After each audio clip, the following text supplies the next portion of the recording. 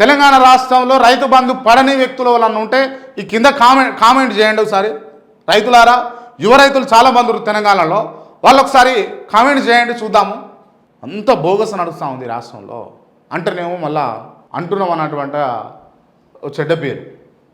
ఊకే ప్రభుత్వం అన్నట్టు. ప్రభుత్వం అనకపోతే ఎవరు అనాలండి? సందర్భం వచ్చినప్పుడు అంటున్నాం కదా. గత ప్రభుత్వాన్ని కూడా ప్రశ్నిస్తున్నాం. ఇప్పుడు ప్రశ్నించాల్సింది ఏంది? ప్రస్తుత ప్రభుత్వాన్ని.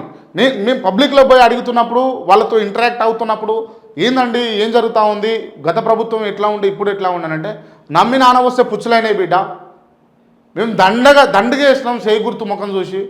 ఏమో ఇస్తాడేమో అని అనుకుంటే ఏది ఇచ్చుడు లేదు, సచ్చుడు లేదు. నా బిడ్డ పెళ్ళి చేసిన నేను, తులం బంగారం వస్తుంది, 1,00,000 రూపాయలు వస్తాయంటే ఆ 1,00,000 రూపాయలతోటే సాగనంపుతా ఉన్నారు. ఆ తులం బంగారం లేదు, ఏం లేదు, ఆగమైపోయింది. నేను అనుకున్న బిడ్డ, నా బిడ్డకు స్కూటీ వస్తుందేమో, ఎలక్ట్రికల్ స్కూటీ ఇస్తారేమో అని అనుకున్నా. అది లేదు, ఇది లేదు.